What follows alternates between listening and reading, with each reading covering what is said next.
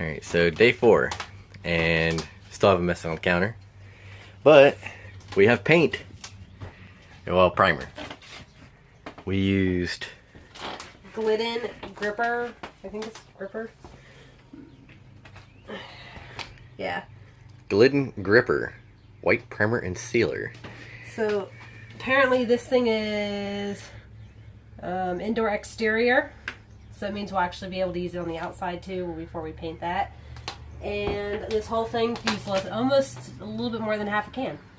So, when I was reading the reviews, they said you didn't have to do more than one coat because it's just enough to make sure the actual paint can stick to it.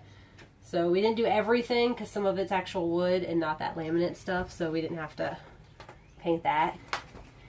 But it's been 24 hours and we'll probably start painting with the actual paint, which is this really cool color we got.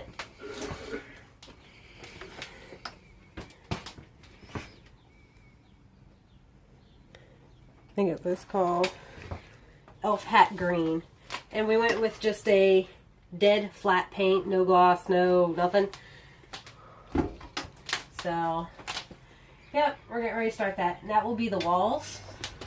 So, like, the wall part will be the elf hat. And then we have downy gray, which will be the cabinets. And then all the trim is going to be tie teal, which is a nice darker teal color. And then we have another color, and I don't remember the name of it. It was what we used for a dresser. And it's in there. I think I'm actually going to do all the little cabinets in that color one because we have it. It's a different shade of green, but not too much of it. So the only thing I didn't paint was the backsplash because we're probably going to tile that with license plates. At least that's preliminary. We don't know for sure yet. Alright. And we got rid of the top bunk that's over there because it was kind of gross.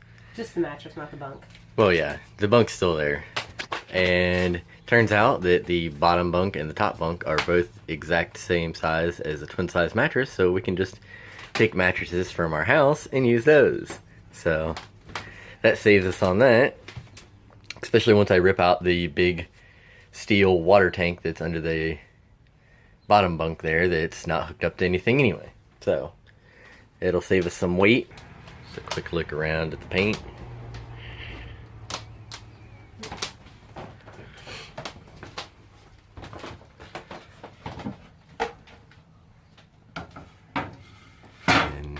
These cabinets we're going to do the dry erase board on.